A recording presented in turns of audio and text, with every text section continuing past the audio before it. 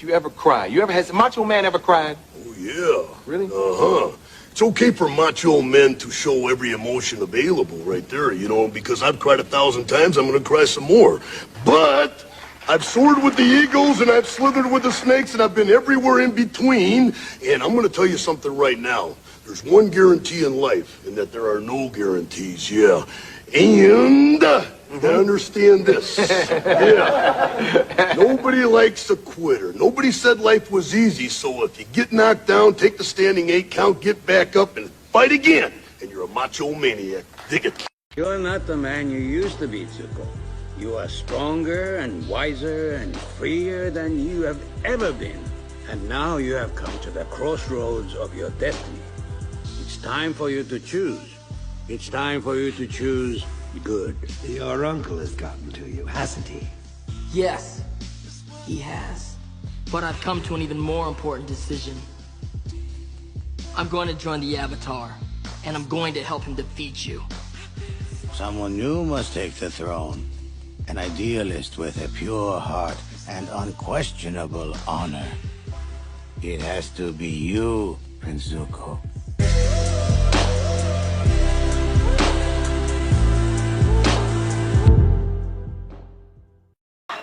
I don't get it, Will. Why the job? Because you were right, Uncle Phil. Man, I'm getting soft. I'm a man, and a man should be able to stand on his own 2 feet. Make his own way, like you did. I mean, a man does it for himself. I mean, it's a hard road to travel, but after you travel it and you look back on what you accomplished, you can say, I did that, I'm a man. That's the biggest load of bull I've heard since I left the farm. Nobody does anything without help, Will. People open doors for me, and I worked hard to open doors for you. It doesn't make you any less of a man to walk through. Never really looked at it like that. But, you know, Uncle Phil, guess it ain't so bad being like one of your kids. Thank you.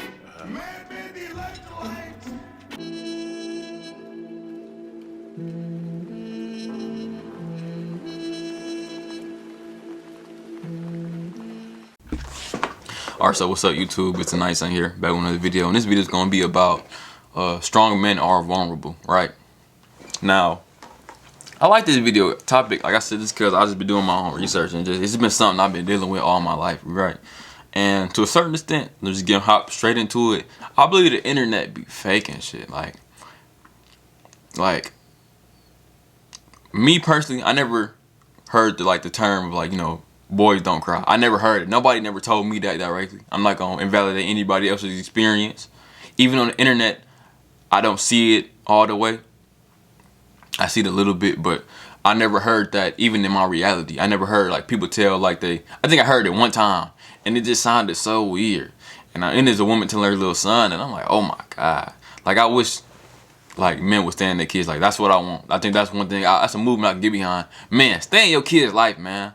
Don't let some of these women raise y'all kids, bro. That shit is fucked up. What they are doing and what they are perpetuating. But it's just perpetuating the destruction of, you know, people of my reflection. And it's sad. But anywho, back to the original topic of the video. Strong men are very vulnerable, honest, and just open, really for real. To a certain extent, they like nurturers. And I'm gonna go deeper into this and to the misconception of masculine and feminine energy, the dominant and submissive. That's a whole concept in itself that don't make any sense. It's the same shit, and I'm gonna go deeper into another video, and that's gonna be a hard ass video too. But me just having no father figure in the sense growing up, it always caused me to look on the internet or look on or find insights and wisdom from TV shows, movies, fictional characters. All my idols growing up was people that's not real. And to a certain that shit is sad, it's pitiful. It's come on, give me a chance. Why am I put in a world where I have to I'm looking through media to trying to find somebody to look up to and aspire to be. That's heartbreaking. That kids gotta look through these forms of media to find somebody that is of, you know, some type of status to really look up to. even like anime characters and superheroes and shit. I'm not gonna say that's bad all the way, but that's bad for that to be a child's only influence. Like I should have my father around, I should have my parents around that was really trying to mold me and push me to be a certain character or person or individual. But like I said, life don't work like that, and here I am today. But like I said, that's not totally a bad thing. I turned out positive. I can say that for a fact. I turned out way better than people do when their influences are the internet. Most of the internet people that are influenced by the internet, they take the negative aspects. They take the drama aspect of the internet and just being so disconnected from reality that they just talking nonsense. Some people pick up the negative aspects of just the violence, the desensitized, the lack of compassion, like the lack of human emotion or understanding with people. And that's kind of going to a different video, but it caused people to be these characters that's very unrealistic. They have no type of emotional intelligence or character with them. And one thing I can say with just finding idols is that, or just being I claim myself like a child of the internet, only because like I learn. I think me being on the internet has always caused me to learn things, and I love that I learn. I love to learn. I love just being able to take in information, and at times it can be handicapped, but it has shown me ways to think. It has shown me ways that are not the normal ways for people to be, and it has shown me the opposite of what has shown my peers that are in negative situations and that think negative. And as y'all seen the thumbnail, I got people like Minister Louis Farrakhan, Uncle Phil, Robin Williams from Good Will Hunting, and I forgot who the last person that was on there. And it has changed my perspective like on masculinity and how a man should act. And of course I'm gonna throw some clips in at the beginning of like, take like Uncle Phil for example. Like Uncle Phil, it's been too many times during Fresh Prince of Bel-Air where he like, dog, I'm trying to help you. Like, of course you becoming a grown man, Will, but I'm here to help you. I'm at your service, man. I'm about to say, I'm trying to be here with you. And like and Fresh Prince is just like a real show. I ain't gonna lie. Like I said, of course we not messing with Will right now because he on some whole shit. But this TV show is like so real. Like even all the serious moments that be happening through the TV show is just like so real. So I probably was in middle school when I seen it for real for the first time. That scene when like Will dad left, and I'm like, damn, this shit real. I'm sitting there crying and shit. But that TV show and just Uncle Phil representation of like what a man should do has always been something that I'm like, okay, well, when I get older, when I get more capable, and when that time comes, that's who I want to be for my nephews. I want to be that for my brothers. I want to be that for my own kids. Like I want to be there emotionally for them, where you just want to make sure that they good. And yeah, I'm not saying that Will. Uncle Phil, this big, this big dude, big stature. Like I say, they say he played football, and he probably used to play football and stuff, but he seemed like of course he's stern, but he wants to be soft. He wants to be open and vulnerable. He know how to nurture people. He knows how to a certain extent, his character is very much open. He's vulnerable. And I think that was like one of the highlights of the show to me. Like I always like Uncle Phil as a character. No matter, even though, like I said he came where he came from, that's what his goal. He went somewhere that was outside of his environment. He did what some people try to do. He's doing what I'm trying to do. I'm trying to come from nothing. Like, and you can't really do nothing but like, really respect it and honestly, like,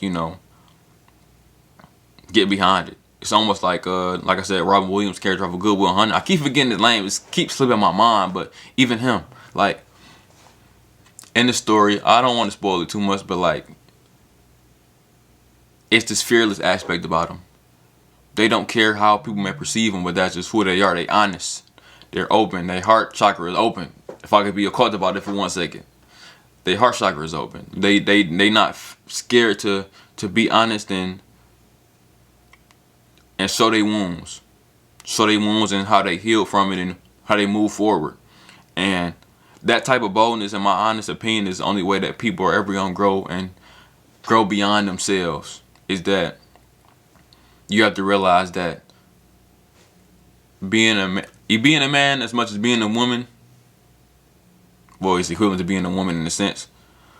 Let me scratch that. Being a man is about being balanced, and just being a woman is about being balanced. Is that as much as, let's say, I'm a masculine dude and I want to work, I'll be doing myself a disservice if I don't have a healthy amount of, not a healthy, have a suitable amount of feminine energy to balance that. A suitable amount of softness that comes with me being so masculine. Like, life, of course, life is rough. You gotta work your behind off to get to where you need to be, but you gotta understand that softness and just, I guess, receptivity and openness and vulnerability has a space for you, no matter how tough or masculine you are. And I think y'all gonna see that in the Minister Louis Farrakhan video, and he's like,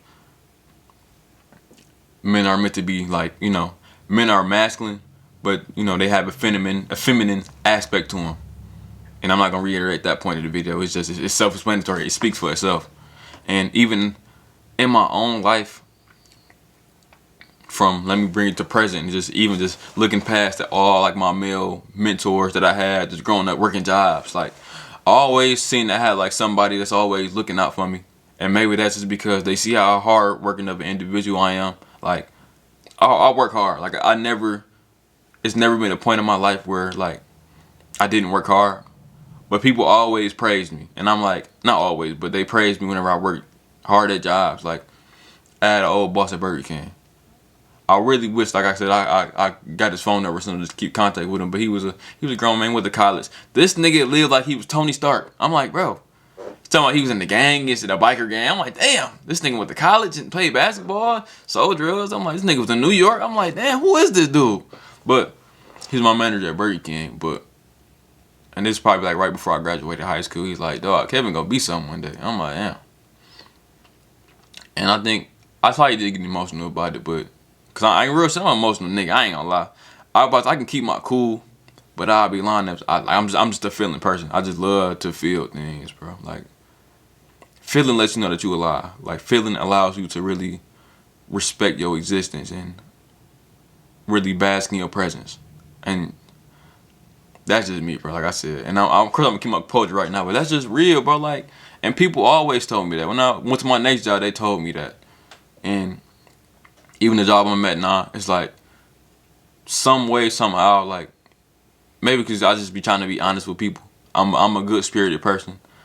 I be telling the truth. I just sometimes I just be vulnerable with people. I'm just open with people, and I guess people trust me that way. And they just like who I am as a person, as my character. I'm just that type of person. And I realized that the ones, and the thing about it is, it be a lot of older dudes too. They never judgmental either. They very open and receptive to me, and they very honest with me. They tell me the truth, man. Like I said, this gonna happen, this gonna happen. If you do this, this gonna happen. And they just very honest with me, and I always appreciate it. They always giving me motivation. They always giving me some type of, praise to keep going, no matter what job I went to. And that was always hard for me to even do or even accept, just because I wasn't raised around that type of shit. Like me, like interacting with men is hard for me to do just because of how I was raised. I wasn't raised to be close with my brothers and sisters like that. I'm close to them now, or closer to them now, but back then I just wasn't. I ain't had friends. I didn't know how to interact with people. So when I was getting this type of older, when I was rubbing shoulders with older men, like really just trying to learn some things for real, they was really giving me a lot of props. And like I said, I really appreciate it. But they were being vulnerable. They were being open. They was being honest to me. They was just willing to take me under their wing. They was willing to show me the way, and whatever I was endeavoring to do, and I always was appreciative towards it.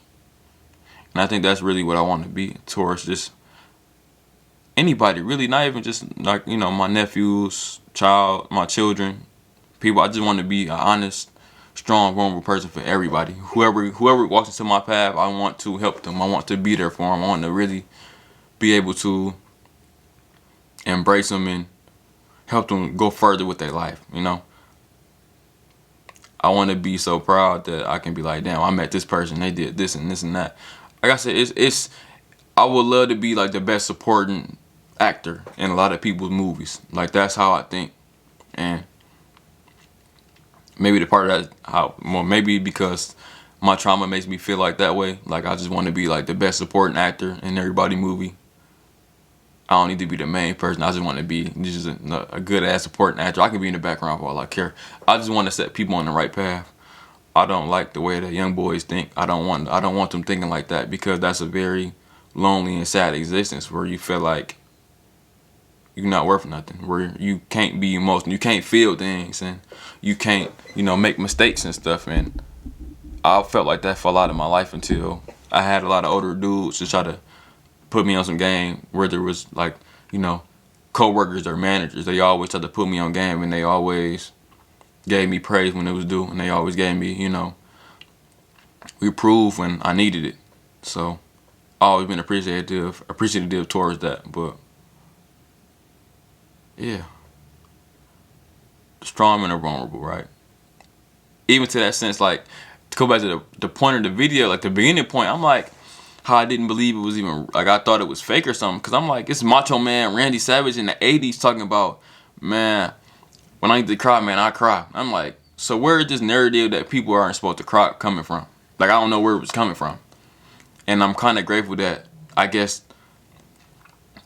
my algorithms or just the internet always showed me the positive aspect of masculinity, where I'm not looking at the toxic aspect. And of course, I'm not saying I never exhibited any of the toxic, attributes, but more times often than not, I always see the positive aspects, and it always pushes me to another path of, trying to do right by people and trying to be of service to people. Like, that's really what I want in my life. I realize I don't want much. I don't really want anything, really.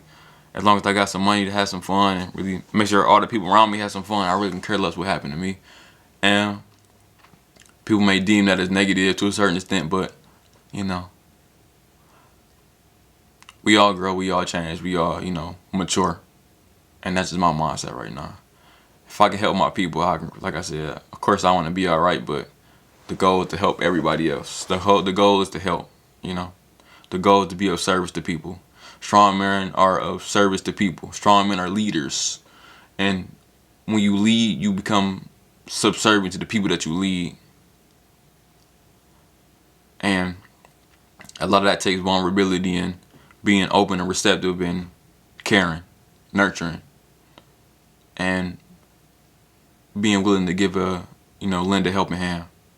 And it bothers me that not a lot of people act like that now.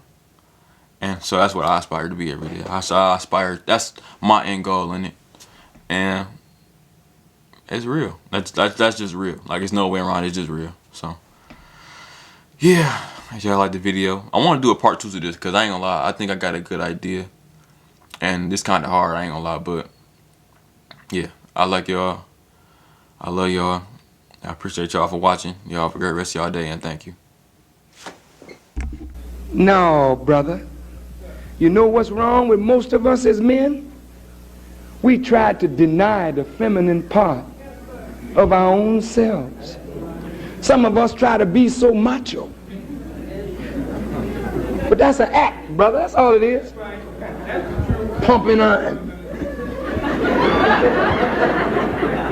Till you got muscles just popping all out your suit. And that's supposed to make you a man. Men don't cry. Men just talk bad and stink.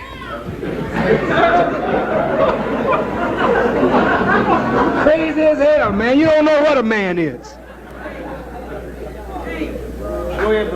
So some of you mistreat women because you don't respect the part of you that is female. God put a feminine quality in every man. Look out now, Farrakhan. What are you saying?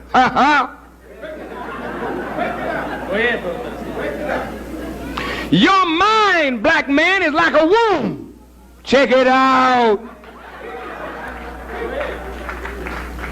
You're a virgin till you meet truth. You can't produce new life in your own head, brother. You're a virgin without knowledge.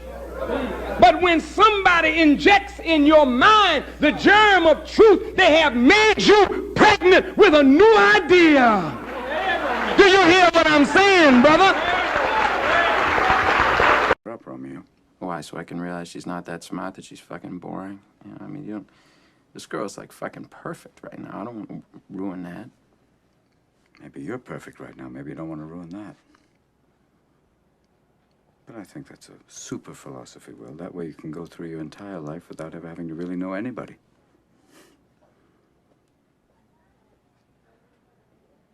My wife used to fart when she was nervous. She had all sorts of wonderful little idiosyncrasies. You know, she used to fart in her sleep. I'm sorry I shared that with you. One night it was so loud it woke the dog up. She woke up and got like, "Oh, was that you?" I said, "Yeah, I didn't have the heart to tell her." Oh, God. She woke herself up. Yes.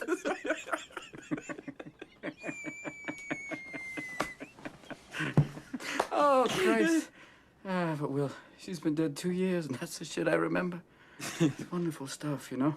Little things like that. Yeah, but those are the things I miss the most. The little idiosyncrasies that only I know about. That's what made her my wife. Oh, and she had the goods on me, too. She knew all my little peccadillos. People call these things imperfections, but they're not. Oh, that's the good stuff. And then we get to choose who we let into our weird little worlds. You're not perfect, sport. And let me save you the suspense. This girl you met, she isn't perfect either. But the question is whether or not you're perfect for each other. That's the whole deal. That's what intimacy is all about. Now, you can know everything in the world, sport, but the only way you're finding out that one is by giving it a shot. You certainly won't learn from an old fucker like me. Even if I did know, I wouldn't tell a pissant like you.